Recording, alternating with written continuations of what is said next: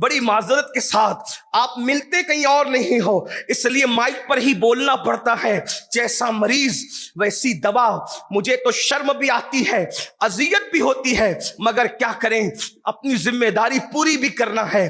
آنکھ حرام میں اتنی مبتلا ہو گئی کہ آج کتنے جوان ہیں جن کے موبائل حرام فلموں سے محفوظ ہے، گندی پکچروں سے محفوظ ہے۔ اللہ اکبر، میں سوچتا ہوں یا اللہ کیا یہ قوم ہے، اور وہ بھی زنا کی فلمیں۔ اللہ اکبر، زنا کا لفظ سن کر ایمان والوں کے کلیجے کانپتے تھے، ان کے رونگٹے کھڑے ہو جاتے تھے۔ کیا ہو گیا اس قوم کو؟ اس قوم کے جوان زنا کی فلمیں دیکھ رہے ہیں اور وہ سوچتے ہیں کہ کیا ہے۔ سوچو، زنا کی فلمیں دیکھتے دیکھتے آنکھیں بند ہوتی ہے، نیند آتی ہے۔ اللہ اکبر، آئیے ایک کال سن لیں۔ کس کا؟ سیدنا سلمان فارسی کا۔ غور سے سنیں، ہو سکے تو دل پہ نقش کریں۔ اللہ اکبر، سیدنا سلمان فارسی کہتے ہیں، اور یہ سلمان فارسی کون ہے پتہ ہے؟ آقا علیہ السلام نے فرمایا میرے اللہ نے مجھے حکم دیا ہے۔ ذرا حدیث کے تیور پر نظر کرنا، عظمت بیان کرنے کے لیے حضور علیہ السلام کیا شان بیان کرنے کا انداز ہے۔ فرمایا میرے اللہ نے مجھے حکم دیا کہ اے محبوب، میں 4 لوگوں سے محبت کرتا ہوں، تو بھی ان 4 سے محبت کیا کر۔ محبوب خدا کو کہا جا رہا ہے میں جن 4 سے محبت کرتا ہوں تو بھی ان 4 سے محبت کیا کر۔ میں نے پوچھا اللہ وہ 4 کون ہے جس سے تو محبت کرتا ہے، میں بھی محبت کروں؟ تو اللہ نے فرمایا ان میں سے ایک سلمان فارسی ہے، سلمان سے میں محبت کرتا ہوں، تم بھی محبت کیا کرو۔ دوسرا علی ابن ابو طالب ہے، علی سے میں محبت کرتا ہوں، تم بھی محبت کیا کرو۔ تیسرا مقداد ہے، میں اس سے محبت کرتا ہوں، تم بھی کیا کرو۔ چوتھا ابو ذر غفاری ہے، میں ان سے محبت کرتا ہوں، تم بھی کیا کرو۔ الگ الگ انداز میں الگ الگ صحابہ کی عظمت کو بیان کیا گیا۔ اندازہ فرمائیں حضور کے صدقے سب محبوب ہے، لیکن ان کی عظمت کو حضور ہی کے ذریعے اجاگر کیا جا رہا ہے۔ سوچو، جن کو اللہ اپنے محبوب کو کہے کہ محبوب آپ ان سے محبت کریں، وہ کیا ہستیاں ہوگی۔ بلکہ ایک حدیث پاک یہ بھی ہے کہ جنت 3 لوگوں کی مشتاق ہے، جنت کو 3 لوگوں کا اشتیاق کا انتظار ہے۔ ان میں سے ایک ابو ذر ہے، ایک سلمان فارسی ہے، اور ایک علی ابن ابو طالب ہے۔ حدیث پاک میں الگ الگ انداز میں بات آئی ہے۔ اور یہ سلمان کون ہے؟ خون کے اعتبار سے، خون کے اعتبار سے ان کا رسول اللہ سے کوئی رشتہ نہیں ہے بظاہر، مگر حضور نے کیا عظمت عطا کی، فرمایا سلمان میری اہل بیت سے ہے، فرمایا سلمان میری اہل بیت سے ہے۔ اور یہ بھی سن لے، سیدہ فاطمہ الزہرا کے گھر پر بہت زیادہ لوگوں کو جانے کی اجازت نہ تھی، چند مخصوص لوگ تھے جن کو سیدہ کے دروازے تک جانے کی اجازت تھی۔ ان میں سے ان خوش نصیبوں میں ایک سیدنا سلمان فارسی بھی تھے جن کو بار بار سیدہ کے گھر جانے کی اجازت دی جاتی۔ یہ وہ سلمان فارسی ہے، اور آقا فرماتے ہیں سلمان کا زہد سب کے زہد سے بڑھ کر ہے۔ اگر سلمان فارسی پر گفتگو ہو تو اسی پر بات مکمل ہو، لیکن میرا عنوان وہ نہیں، ورنہ منتظمین جو ہے وہ یہ تصور کریں گے کہ کہیں عنوان کچھ دیا تھا بات کچھ ہو گئی۔ مگر ایک بات بتا دوں، سیدنا سلمان فارسی، آپ زہد کی انتہا لگا لیں، آدمی کتنا زاہد ہو سکتا ہے، زاہد مطلب کتنا پرہیزگار ہو سکتا ہے۔ میرے بھائی محلے کا کارپوریٹر جو بنتا ہے، رائچور کی بات نہیں کر رہا ہوں، دنیا بھر کی، جو محلے کا صرف کارپوریٹر بن جائے نا تو اس کا گھر سال بھر میں بدل جاتا ہے، اس کا گھر سال بھر میں بدل گاڑی اس کی سال بھر میں بدل جاتی ہے، لباس اس کا سال بھر میں بدل جاتا ہے۔ یہ محلے کا چھوٹے سے محلے کا کارپوریٹر ہے جس کی تنخواہ لیگلی طور پر چند 1000 روپے ہوتی ہے، مگر یہ میرے نبی کے صحابی سلمان فارسی، سلمان محمدی ہے، پورے عراق کا گورنر بنایا گیا عراق کا، لیکن سلمان فارسی کا خود کا گھر بھی نہیں تھا، ایک چھت کے نیچے بھی نہیں رہتے تھے، بغیر چھت کے ایک درخت کے نیچے رہا کرتے تھے۔ عراق میں مدائن کے اندر وہ پہلا اور آخری گورنر ہے جو چھت کے بغیر زندگی گزار گیا۔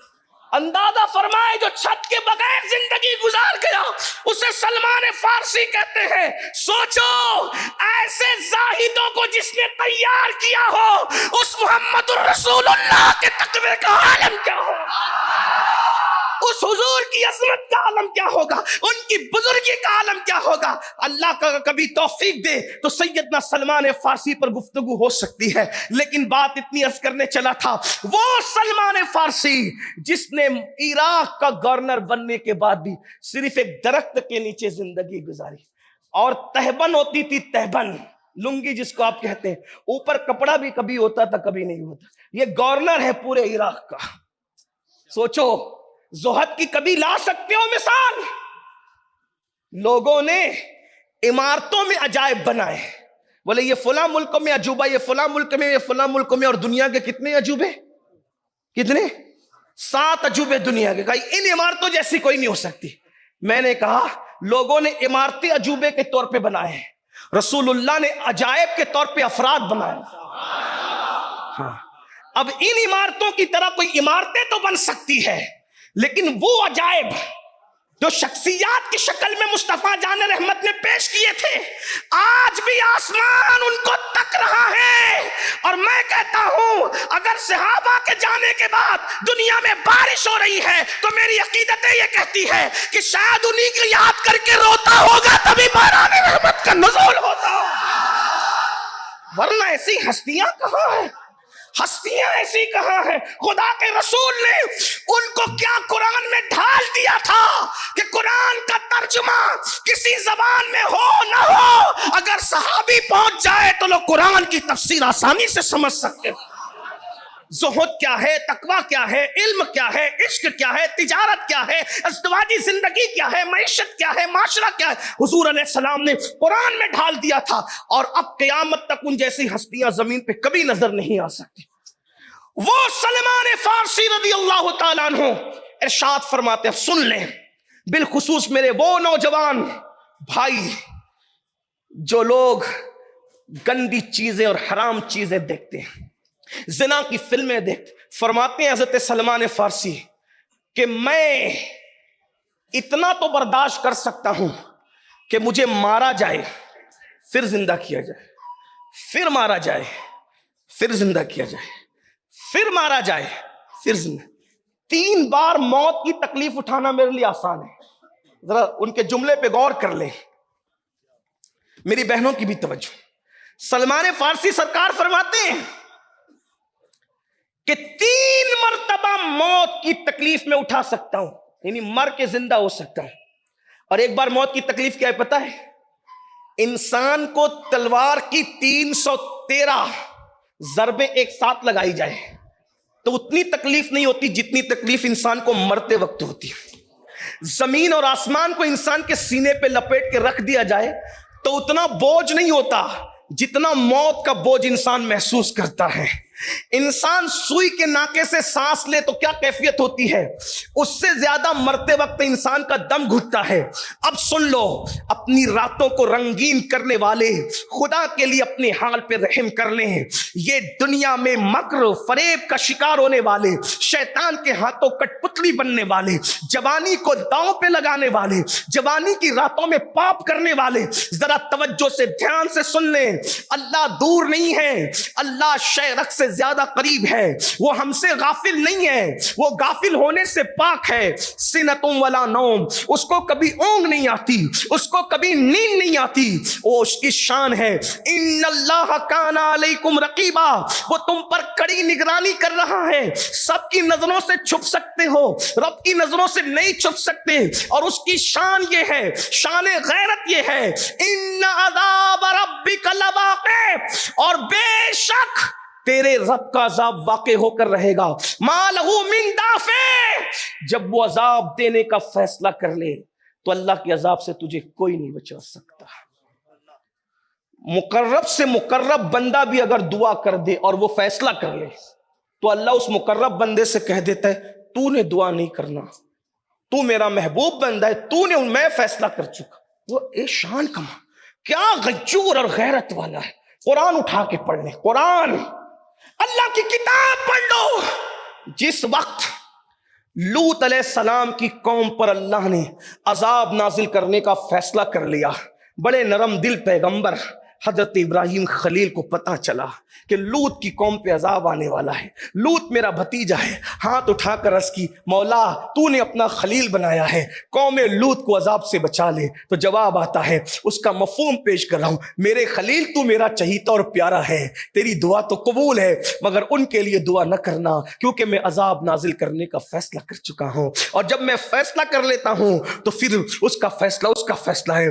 لا تبدیل لکلمات اللہ، اللہ کا فیصلہ نہیں بدلتا، اللہ کے کلمات نہیں بدلتے۔ اللہ اکبر۔ اور پھر عذاب کی شان کا اللہ اکبر، خود ارشاد فرماتا ہے ان بطش ربک لشدید، تیرے رب کی پکڑ بڑی سخت ہے، جس کی بھی پکڑ کرتا ہے بہت سختی سے کرتا ہے اور عبرت کے قابل بنا دیتا ہے۔ یاد رکھنا، اگر چھوٹ دے رہا ہے، اگر ڈھیل دے رہا ہے تو اس کو غافل مت سمجھنا، اس کو کمزور مت سمجھنا۔